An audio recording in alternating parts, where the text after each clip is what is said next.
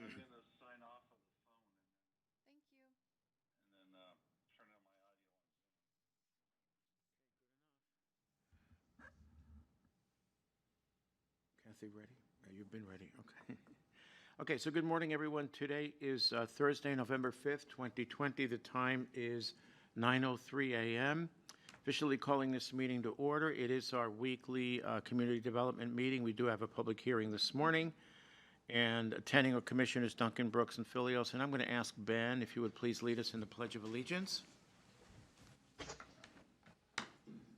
pledge allegiance to the flag of the United States of America and to the republic for which it stands, one nation, under God, indivisible, with liberty and justice for all. Okay, then. I don't have any opening remarks. Do we have any potential conflicts of interest? Hearing none. Our first item, and it is an action item, this is a public hearing, is case number ORA 13-0002. It's a request by Kootenai County and the City of Hauser to amend the Area of City Impact, also known as the ACI, agreement between Kootenai County and the City of Hauser.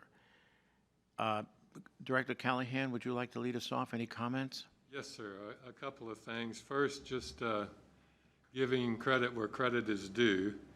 The staff, and planning staff, spent considerable time to get this before you in a useful and good planning practice way. There were outreaches on multiple levels. We had a web page. We had 5 public meetings, which the staff all attended, as many as 5 to 7 staff people at each of the public meetings. All 5 of them were announced ahead of time, both with a letter in the mail, but also on our webpage. And I dare say that that's why we have a quality product before you. To my knowledge, all of the property owners that are affected by this are in agreement with the zoning map, with the concept laid out in the ACI, and you may hear some concerns today about fees and so on. I'm happy to go into that if you'd like. But I think, to me, the takeaway for this is we have a vastly better zoning application and process in place.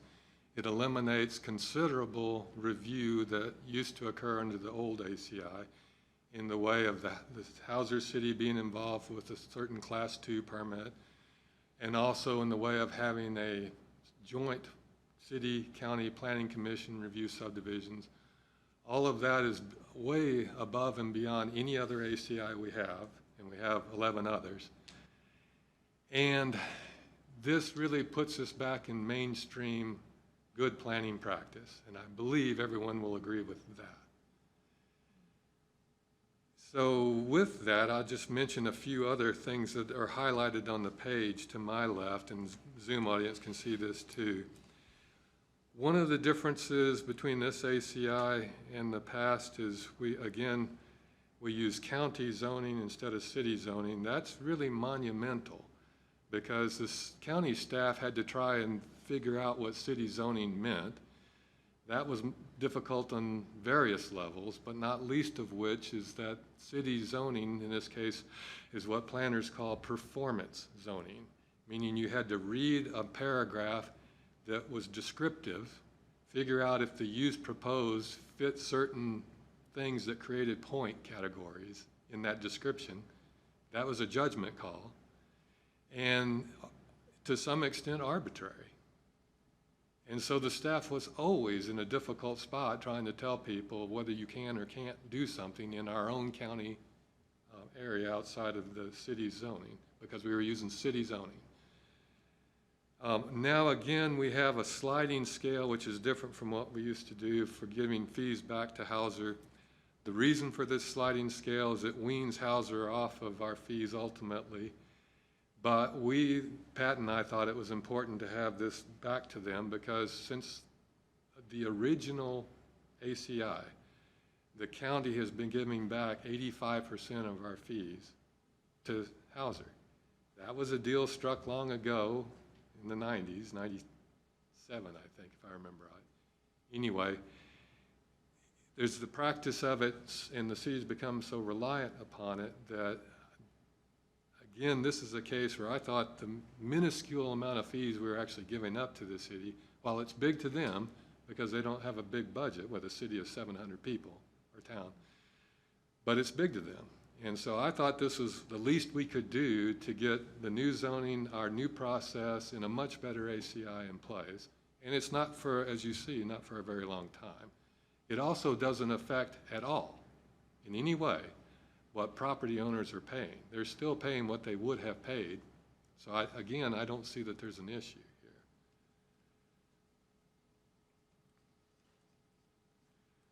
So everything you're seeing me scroll through quickly, if it's highlighted in yellow or in this grayed area, is actually new.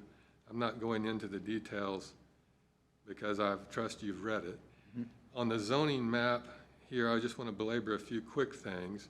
This was one of the several useful tools we used in the public meetings, where we literally allowed people before the meeting, during the meeting, after the meeting to dialogue with us about how the zoning would change from city to county, what that meant to them in a group effort and individually.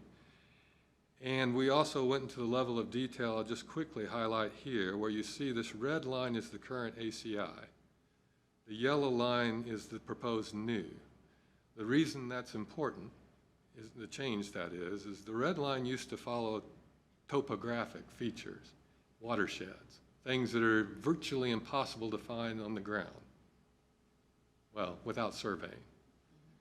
No planner could go out and find that line unless they are a landscape architect and knows where the crest of a hill is. You see where I'm going?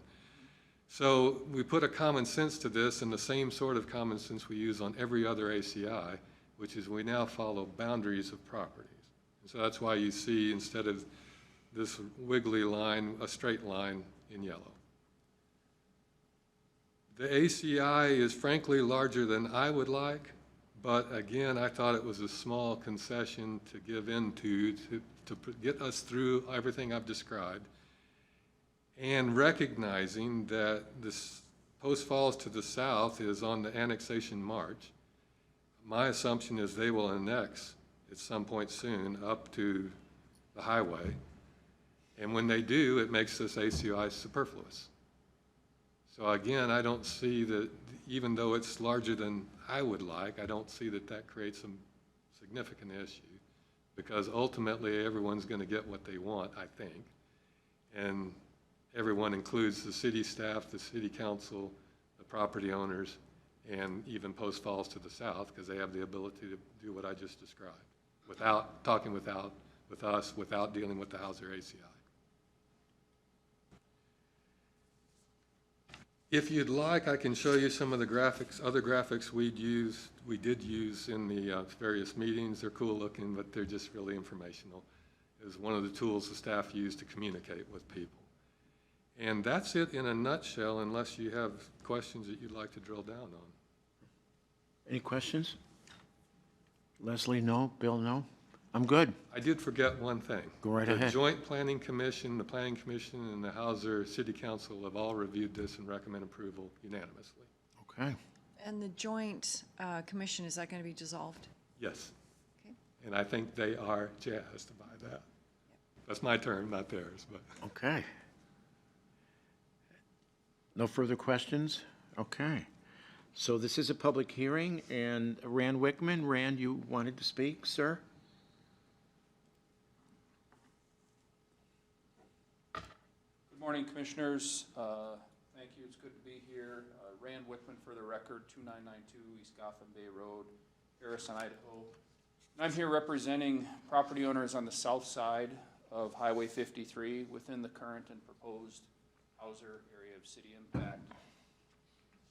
I've made my pitch to the Joint Planning Commission and the regular Planning Commission without affecting any changes. Staff has undoubtedly grown tired of my comments on this topic, so have I. So in the shadow of our recent election, I offer my version of a concession speech. For your information, my client's primary concerns for this draft are that it doesn't go far enough or that it goes too far, depending on your perspective. The area south of Highway 53 should not be included in the area city impact. It will never be annexed by the city of Hauser. It will be annexed by the city of Post Falls, and as David indicated, that effort is already underway. It never should have been included in Hauser's ACI in the first place, and it's our perspective that we're missing an opportunity to correct that error here. We recognize that getting rid of the dysfunctional Hauser Development Code is a significant step forward for the county. We unambiguously support that. My concerns for this draft are not intended to diminish staff's accomplishment here. I think what they've done is a good thing. But as a professional planner that represents 3 cities that have ACI agreements with the county, I can tell you that there is value in having meaningful ACI agreements. We don't really have that in Kootenai County. The ACIs are a tool that could be used to help guide growth here, but they have to be different than the haphazardly assembled documents that they currently are, recognizing that was done in the earlier mid-90s when those were originally drafted. Most of them have not been significantly amended since their original adoption. This new agreement from Hauser, while clearly better than the current situation, will also be a largely meaningless agreement. The shared ACI with Rathdrum, Hayden, and Post Falls is probably the most useful agreement that you have, but even that has lost most of its utility, having far exceeded its intended duration. My hope, and the reason for my remarks today, is to encourage the county to do better with these agreements in the future. I have a number of suggestions for ways to make ACI agreement into a useful tool for both the county and the cities. I'm happy to discuss those with staff as you move forward, renegotiating agreements in the future. And so in closing, I encourage you to adopt the changes that are currently before you. They are an unmistakable improvement over the current situation. Let's strive for more useful ACI agreements in the future. Thank you for listening. Thank you, Rand. Questions for Rand? Thank you. And then we have Steve, is it Webchick? Does not wish to speak. Is the gentleman here? Sir, yeah, it's Steve Webster. Oh, Webster, I'm sorry. Did you want to speak, sir? Do you want to? Actually, was kind of informed that he wasn't speaking. Oh, yeah, it's a public hearing. He may be here for another item. Oh, okay. I'm good, sir. Okay, you're good? Okay, then. All right. Is there anyone else? Anyone else? Connie Kruger's on the line. Connie, did you want to talk? Yes, I actually do. Thank you. Yeah, go right ahead. Okay, thanks. We hear you Can you hear me? and see you. Okay, perfect. I am here today on behalf of my client, MNG LLC, and we have property that is located just to the northeast of Highway 53 and High Prairie Road.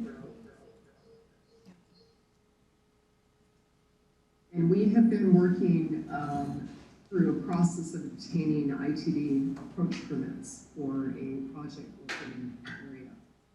So this is a large convenience store fueling station on about a 1-acre piece of property. And this has been a pretty lengthy process that we've been engaged in with ITD, and during that time, the county's been going through their process of modifying the ACI and modifying the zone. And so we have worked with the county planning department. Planners have been very receptive to the discussion, and we have a light industrial zone designation on the property. And with the knowledge that the zoning will allow for the use that we're intending. And so we're just here today, we've been at each of the hearings to state our support for the new zoning that's on the property so long as it continues to allow us to pursue our project. So we appreciate the opportunity to speak. Thank you. Any questions for Ms. Kruger? None? Okay. So if that's it, I'll entertain a motion to exit public hearing, public comment, and enter into deliberations. Sure, I move that we end public testimony and enter into deliberations. I second the motion. Bill Brooks, Aye. Commissioner Duncan. Aye. Chairman Gillies, Aye, entering into deliberations. Any thoughts? I'm fine with it. I do agree with some of the size issues, and is Planning and Zoning intending to, the Planning and Zoning Commission, well, I guess this is a question for staff, intending to look at ACIs coming forward? Yes, Commissioners, that's on our to-do list. Okay, The chair has actually tasked me with coming back with a suggestion of process. okay, So we will be attempting this soon. okay. Okay. So, yeah, because I mean, I just look at the area to the north, and it just seems like a lot of area that I don't know if that's appropriate or not. That was Hauser's request to protect their watershed. And as a matter of clarity, I should say that we're looking at all the other ACIs. I believe we're creating this deal with Hauser for now and the immediate future, Okay, just because it's useful in a way that I don't want to argue the sure. details. Okay. Bill, any comments? David, very quickly, what would you say you've learned from this exercise that you would apply in the future, plus or minus? Some of what you want is much better than none of what you want. Okay. But when you have the lucky ability, which we do here, of getting most of what you want, it outweighs any other issues. Okay, fair enough. Yes, I'm an iterative. Fair enough. Okay, then, so if there are no further questions, I'll entertain a motion. And Pat, can we do both at the same time, or do we have to approve item B in a separate they motion? seem- I would do a motion on each one. I think you can do them consecutively, Right. but I would go ahead and do a separate motion for each. Okay, so then we don't need to reopen the public comment No. for part two. Right. Okay, Now, okay, fair enough. Okay, go right ahead. All right, I move that we approve case number ORA 13-0002, a request by Kootenai County and the City of Hauser to amend the Area City Impact Agreement between the county and the city.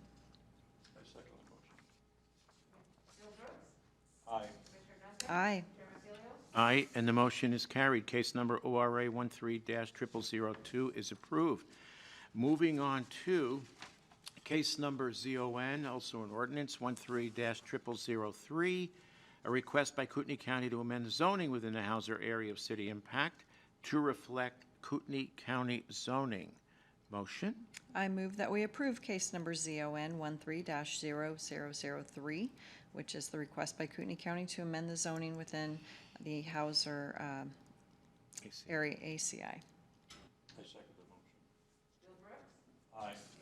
Aye. Aye, and the motion is carried. And so that concludes the public hearing segment of our meeting this morning. Thank you, everyone. So now we're moving on to signings. These are cases that were previously approved, and they're action items, obviously. First one, case number CUP, which stands for Conditional Use Permit 0008, a request by Green Ferry Water and Sewer District for conditional use permit to establish a public utility complex facility on approximately 0.918 acre parcel in the agricultural suburban zone. Is there a motion? I move that we execute the order of decision for case number CUP 20-0008. Aye. Aye. Executing the order of decision.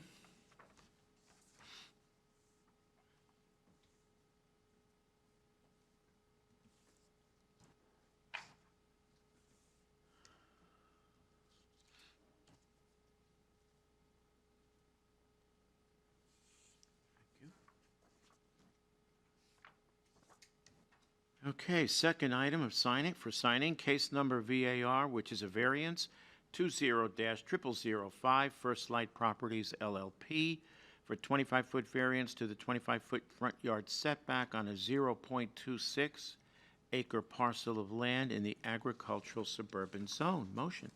I move that we execute the order of decision for VAR 20-0005.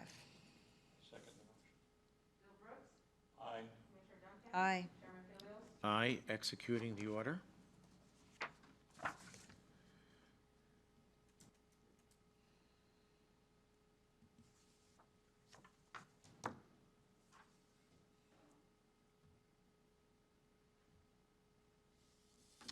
Thank you. And the final signing for this morning, case number VAR, again a variance, 20-0006, also First Light Properties LLP. Again, for a 25-foot variance to the 25-foot front yard setback on a 0.26 acre parcel of land in the agricultural suburban zone. I move that we execute the order of decision for VAR 20-0006. I second the motion. Aye. Aye, and the motion is carried. Executing the order.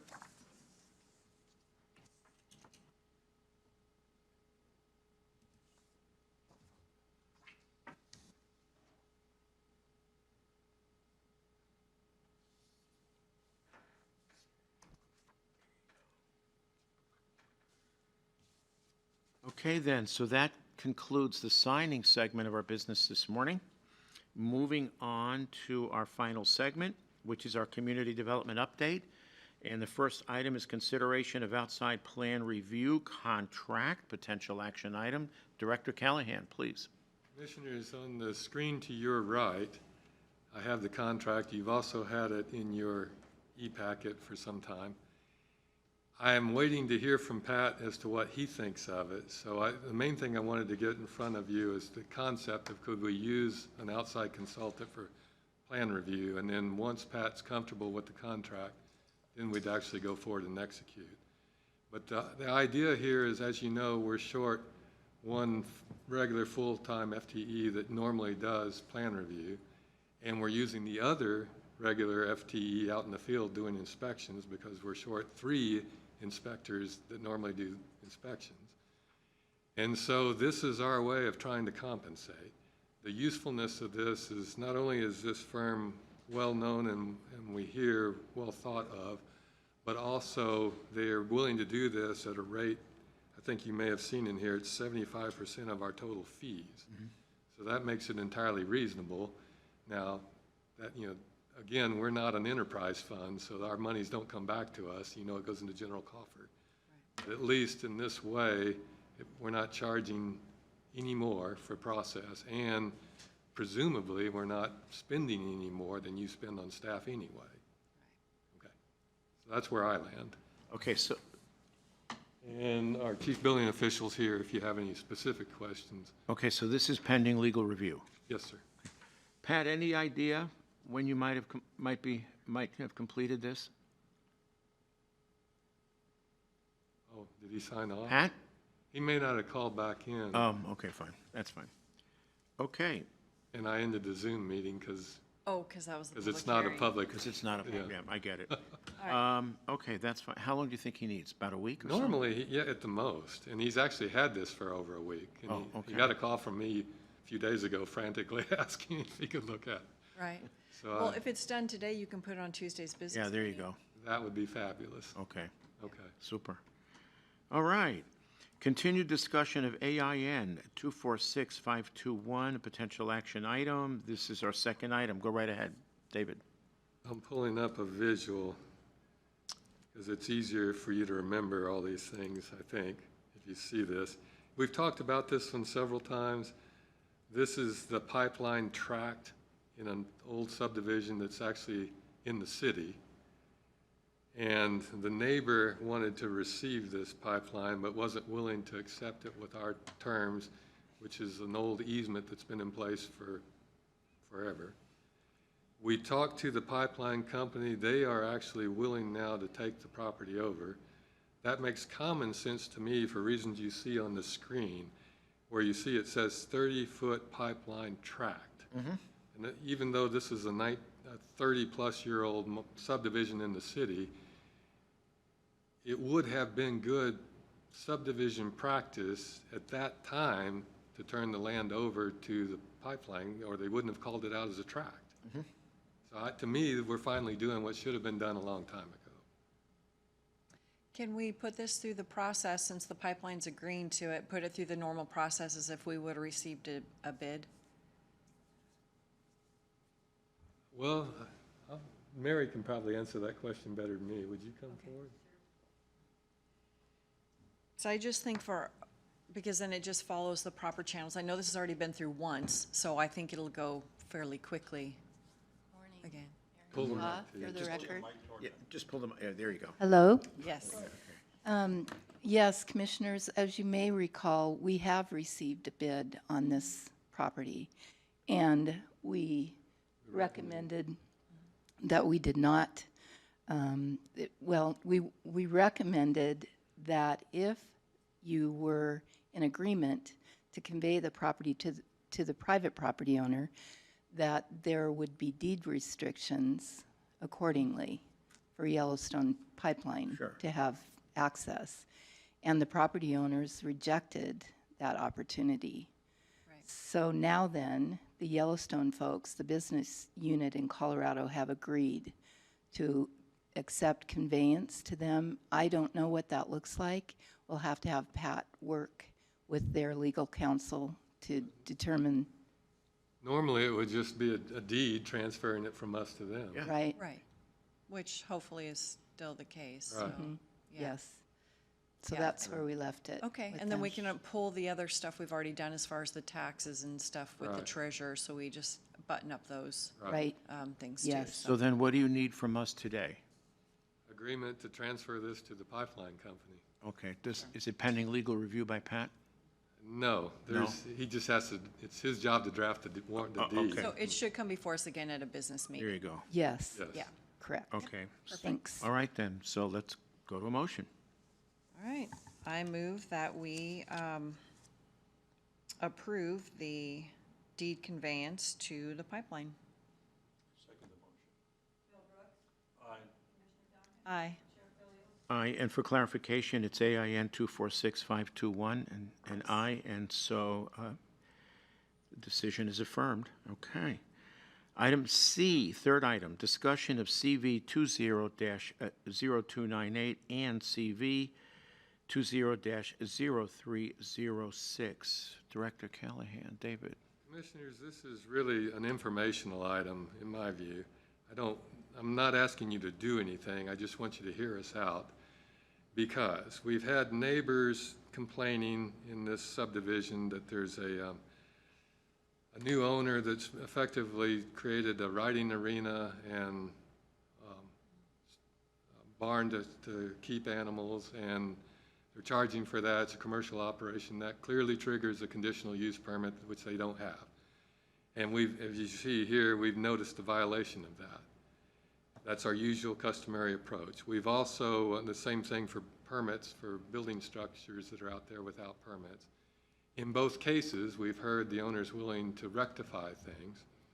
So the process is working the way it should. These things, as you know, don't move quickly. They move at sometimes a snail's pace, but at least the owner has agreed to do the right thing. I believe Craig was going to zoom in, but I don't have him. So all I can tell you that I know for certain is that the owner's willing to do the right things and is taking steps to do that. As to my knowledge, we're already hearing they're actively pursuing building permits. You want to jump in? Mary, go right ahead. Yes, please. thank you. I have been in touch with this property owner and also with the representative of the HOA, and there happen to be covenants in place that prevent any type of a commercial use You're going on to have this, to abandon it. on this property. So we put the two of them together to try to work through the issues. When you say the two, you mean the owner and the HOA? Yes, Okay. I don't know. I cannot answer that. Well, one of the things we'll do, if the owner decides he wants to try and go forward with the CUP, is we'll tell them, we can process this, we'll take your money, but we're going to recommend denial, here's why. How big a lot is this? An acre, acre and a half? No, it's 5 acres, Oh, it I is 5 believe, acres. yes. Okay. Okay, so this is an FYI. Yes, sir. It's moving the way it should. We Okay. can keep you apprised. I think the reason I wanted you to know about it is neighbors are really mad. They're frustrated that this is happening. They can't understand why we don't just move in and stop things completely and make them clean it up and do the right thing. And you know why that is. Fair enough. Okay. Moving on to our fourth item, discussion of SDP 20-0141. David? This one is an admission that the staff made an error, but I don't think we can do anything about it. I've talked to Pat about it because I was concerned about what attorneys call detrimental reliance, meaning that we might have put the owner in a place where they relied upon us and now we have to let them go ahead. Pat does not think there's detrimental reliance here. Just to catch you up, what transpired is we took this property through a variance, it got a variance approval, but then the owner came through the customary site disturbance permit, and in that review, I'm just trying to zoom in a little bit so you can see better.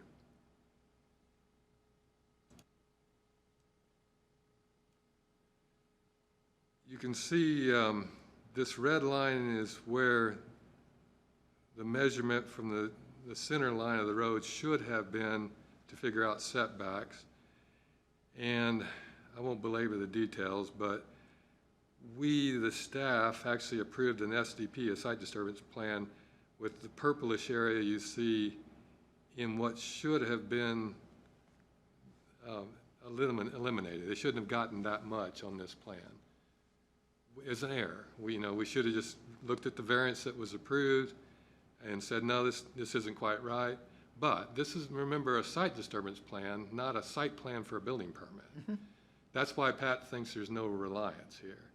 And I am not the type to waive away a variance, which you have approved, and overcome it and allow someone more variance than you approved. Because that, to me, is what should be considered a malfeasance on my part.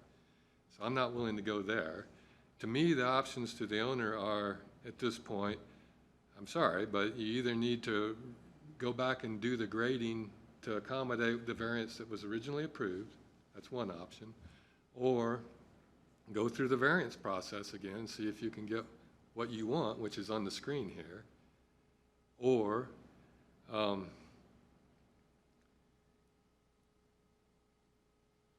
I suppose you could, I'm sorry, I'm drawing a blank. Ben, can you think of anything else that? Oh, of course. You could redesign it just to meet setbacks. Oh, yeah. That costs money. The regrading into the hill costs money. But it's what should have been done with the original first site disturbance permit, because that's what the variance was that was approved. So this is a case where I'm sorry the staff isn't always perfect, and in this case it's going to cause the owner some problems, but I don't know of anything else that I should or you should do at this point. I just wanted to get it in front of you. Question that I have, what is, if you can respond to this, what's the level of inconvenience or cost to the owner at this point? I don't know. I know this is a very steep site and there's a lot of grading, cut and fill, cut mostly, to get this much of the structure in there. And so I assume there's going to be mobilization costs to bring the contractor back out, plus whatever it costs them to redo additional cut. And I don't know what that is, but it's probably real money. Would your staff recommend approval on a variance if? Don't believe so. It would be another 10, almost 11 feet more. It's hard to say without going through the process. I'm always hesitant to just willy-nilly say what we're going to recommend on a variance, because I need to know the exact conditions of the circumstances of the property and the neighboring properties and so on and so forth.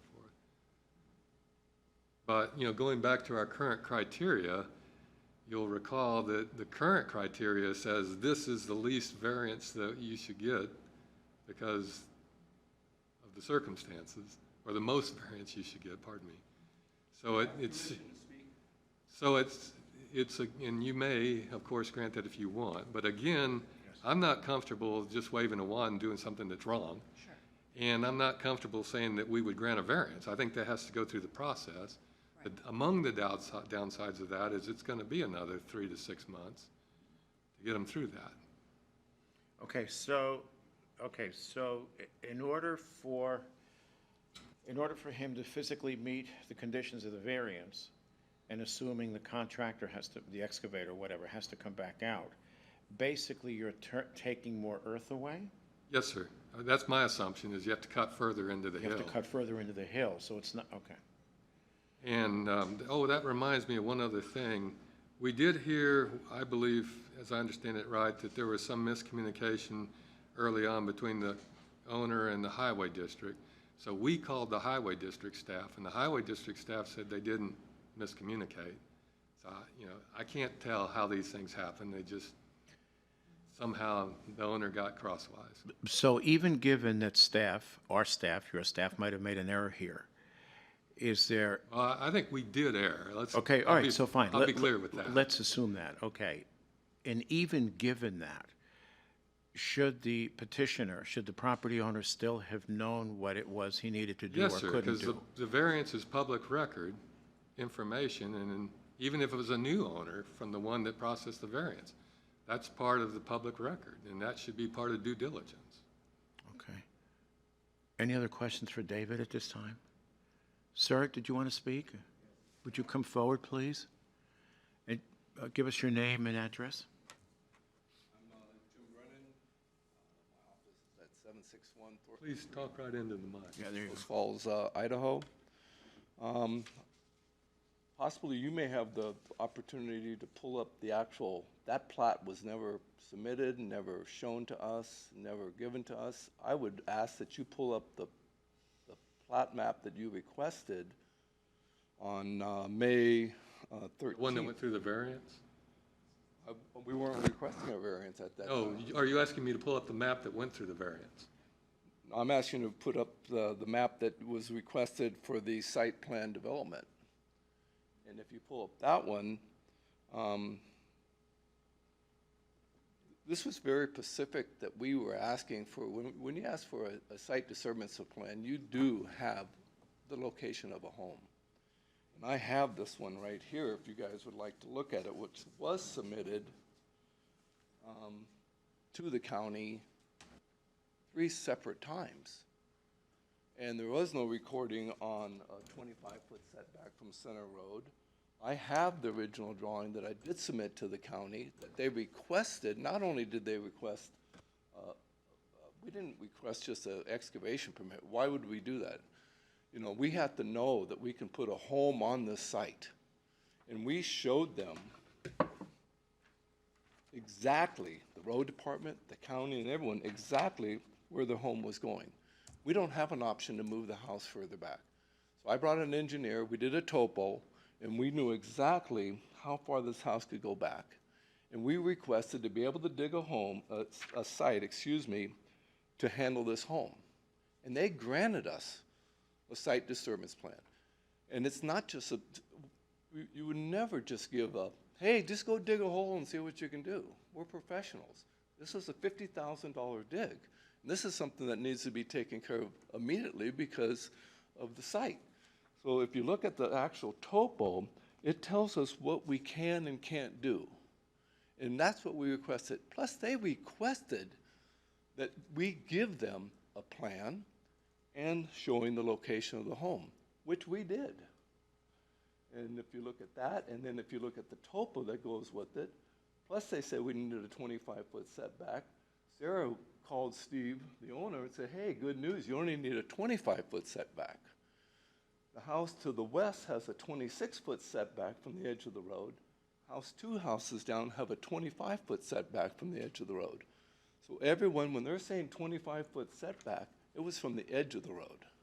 Never, when we submitted this, did anyone show us the plan that he just sent us that showed you. So that was a distorted. So you're saying, you're saying, Mr. Brennan, that the plan that was shown to you was 25 from the center line? We never saw that.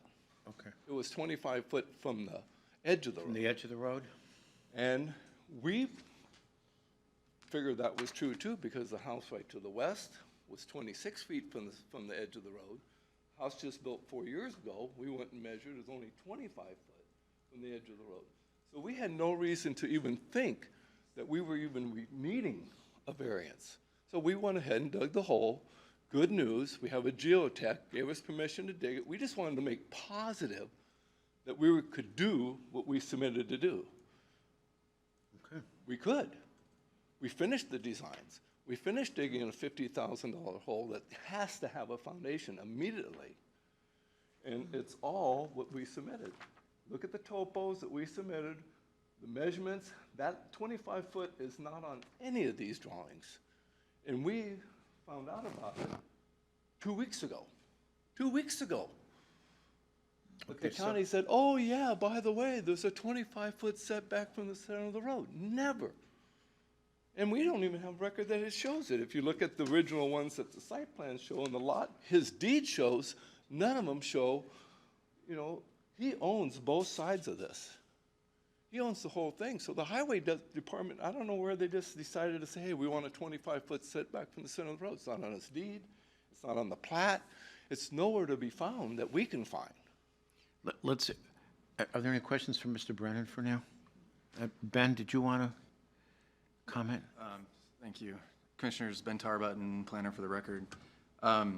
So here before you, as you see depicted, is the exhibit of the site plan from the variance in 2015. It does show, here's the center line of Hayden Lake Road. 25 feet is the prescribed easement, and that, again, I think explains the reason why Jim is not aware of it being depicted, because it is a prescriptive easement. And so it doesn't show on the actual map that it exists. However, it does in fact exist. The variance that was, again, proposed was a 10-foot variance from the 25 feet from the edge of that road easement. And they were approved by a previous board for that setback, again, from the edge of the road easement. Mm-hmm. Now, from my understanding, staff did present this site plan in the conversation before the property owner bought the property. So that information was given. However, from the time that occurred to when the plan was actually drafted, there was, again, some miscommunication where exactly the setbacks should be measured from.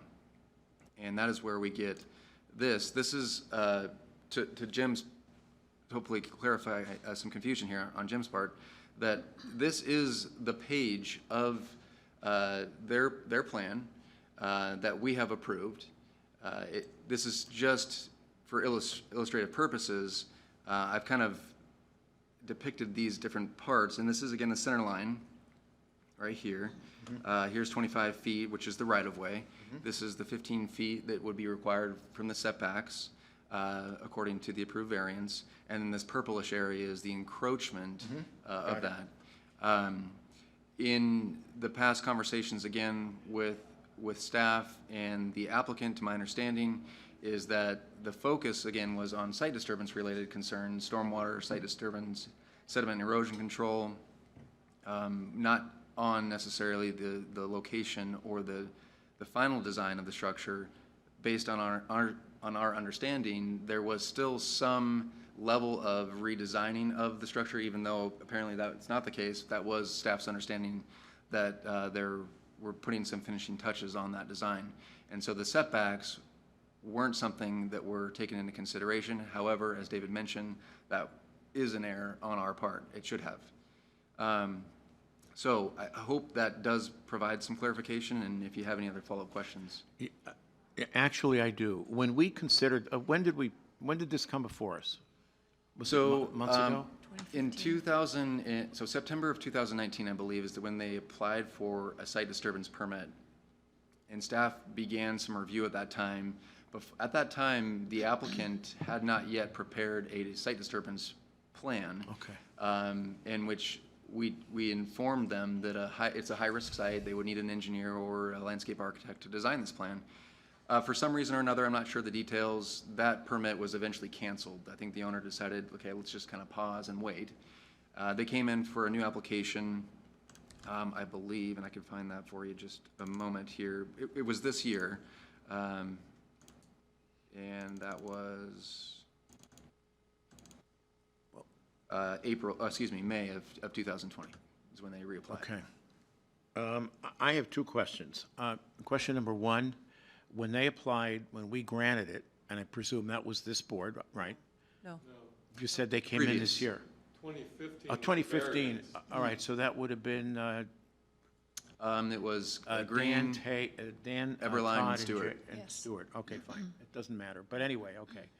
So the variance was granted. Now, can you recall at the time when the variance was granted, when the decision was made, was there a high level of opposition from neighbors or anybody submitting public comment?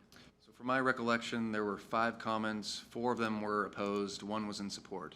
Okay, second question, how does this compare with other homes in terms of setback in the immediate area? Any one of you can answer if you can't, Ben. Yeah, to my understanding, there are approved variances within the vicinity, even to as close as a couple doors down, so to speak. Comparable to this? Yes.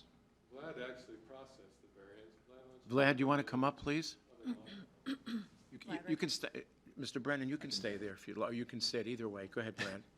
Commissioners, for the record, Vlad Finkel with Kootenai County Community Development. I have processed numerous variance applications along Hayden Lake Road, and a majority of those homes are set at pretty much the same distance from the edge of the road. Of course, as you know, we don't measure distances for setbacks from the edge of the road. It's measured from In the center line. 25 feet from the center line of the road to account for the 50-foot prescriptive easement, and then 25 feet back towards the hillside. Understood. The concern that I have specifically with this case is the highway district would need to evaluate whether or not the ingress and egress for vehicular access would be safe by having the structure closer to the road than what was approved in the initial variance. Because as you know, when you back out, you need a 3-point turnaround, whether you're heading east or west on the road. Right. And that's the concern. As you push the front facade of the house, it may make it more unsafe to enter ingress and egress onto the site. And I don't know if that's going to be a problem in this case, but certainly that's something that needs to come directly and formally from the highway district engineer. Okay. Mr. Brennan, go ahead, sir. Just, yeah, get close to the mic so we can capture this.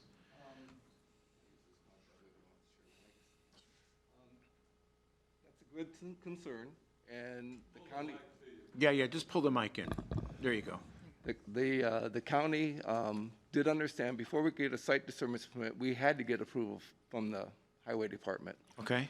So we met with the highway department. We met in two main issues. One was making sure we had proper drainage, which a culvert that was there. That caused a big delay, but we finally got through that with the highway department. And then the highway department were submitted, not a plan that we saw 2 weeks ago, and not a variance that was done in 2015 before Mr. Webster owned that property. None of those variances had anything to do with our building site. That was all prior. The one that we submitted with the highway department signed off, was this plot. And if you look at it real close, they needed to know, if they're gonna sign off on a site disturbance permit, which normally includes building a home, that's why we're doing the site plan, showed exactly where the house was being built. We made sure that our driveway is 26 feet from the edge of the road, so we had room to park, just like the adjoining 2 houses. There's no question that it's 25 feet, a house that was just built 4 years ago. And so we wanted to make sure, for safety, without even dealing with the county, I wanted to make sure that Mr. Webster had room to park his truck off the highway. So we took all these things into consideration. And the county also required, why they didn't want to give us just a site plan just to dig, which is smart. Just don't give us permission just to dig a hole and not knowing what we can do with it. So they demanded, why it had to come back to them 2 or 3 times is because they wanted to see what we were building. That's why I had to pay an engineer to come back in. If you look at the dotted line of what we submitted, I don't know why they're not putting up what we submitted, what they approved, had the elevations. So I've been a builder for 40 years. I'm not going to just dig a hole without knowing that I can build this home.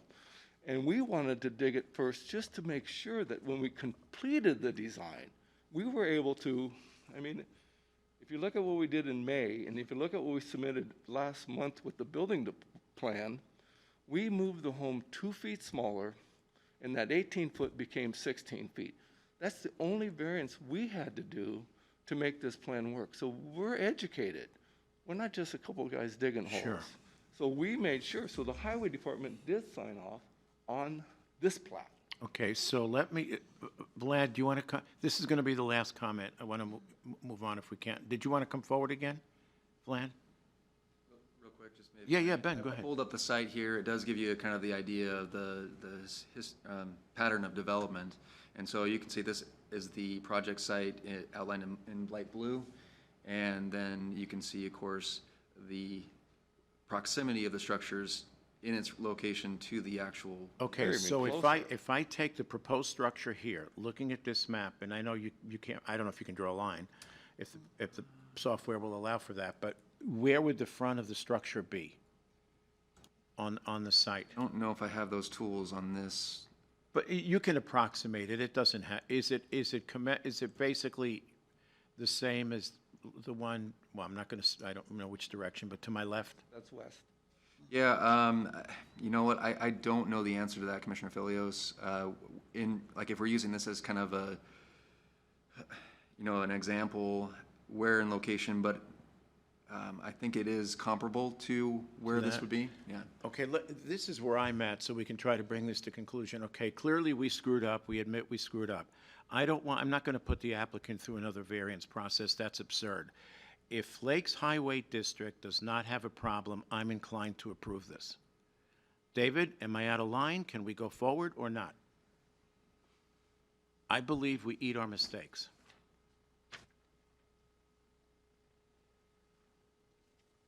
And I'm not Two beating on commissioners you can do guys. We whatever all you make want. errors. It's human error. I get it.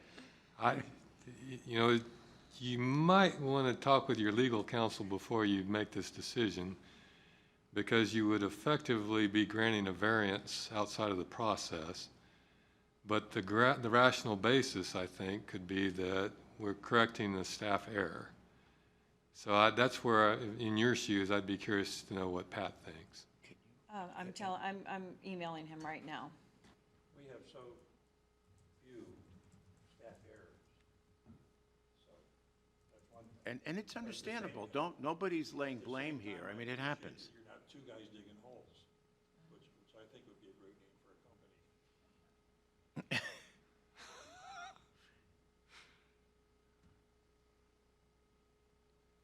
The other thing I can do is hang up and call him direct too if he doesn't get on the line in the next 30 I don't mind seconds. giving it to David, but I want a quick back with it. Would like to say one more thing is Yeah, go because right the ahead. hole is dug off the approval that we received.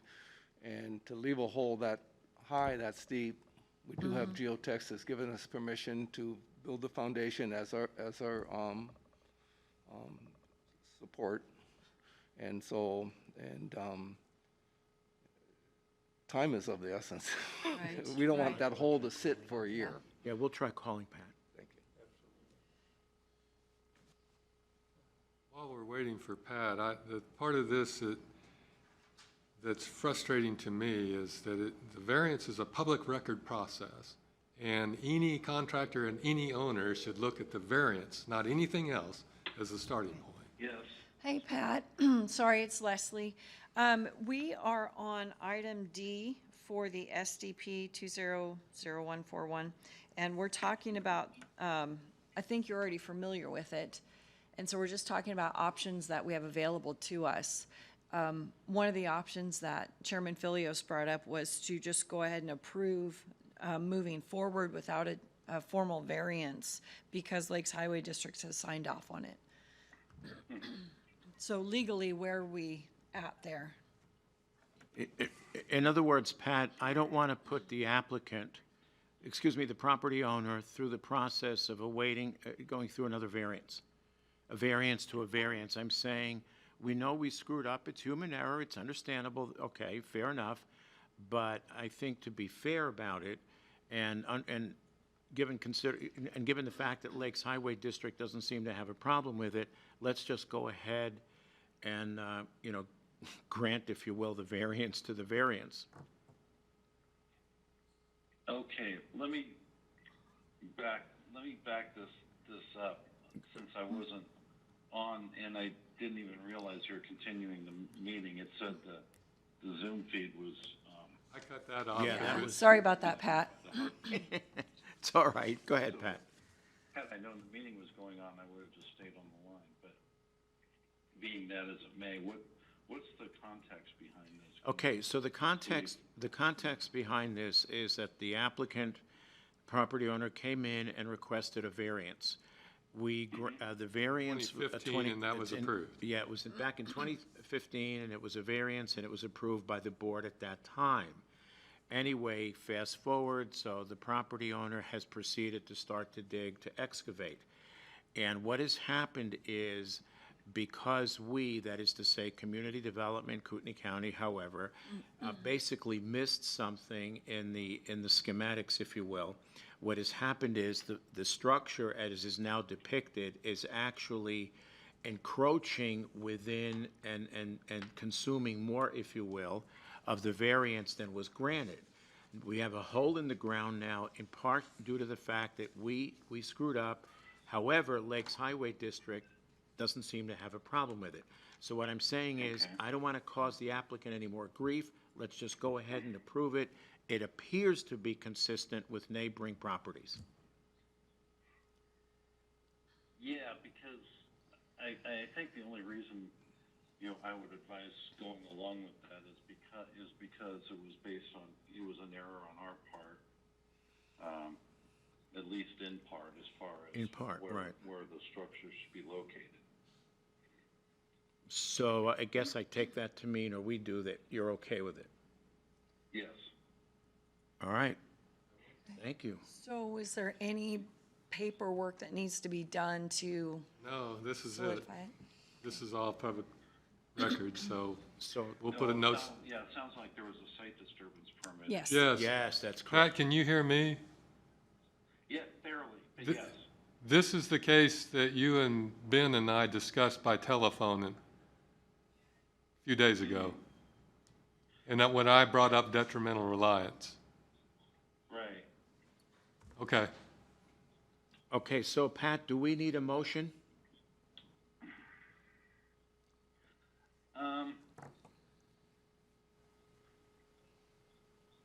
Or do we just grant the authority to community development? Is that? I think just giving, board direction to community development would suffice on this one.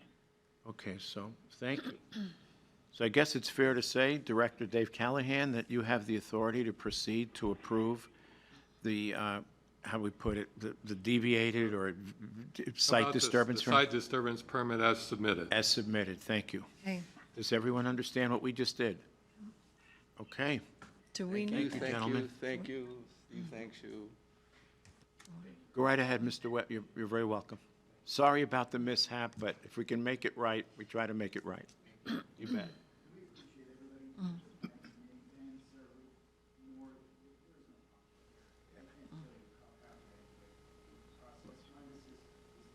Yeah. And that's good to hear, because truthfully, they're under a great deal of stress. We're down several people.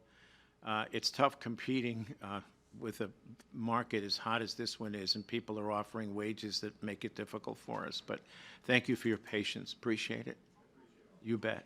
so Pat, would you like a formal motion that we vote on? I don't think it's necessary, but you certainly can.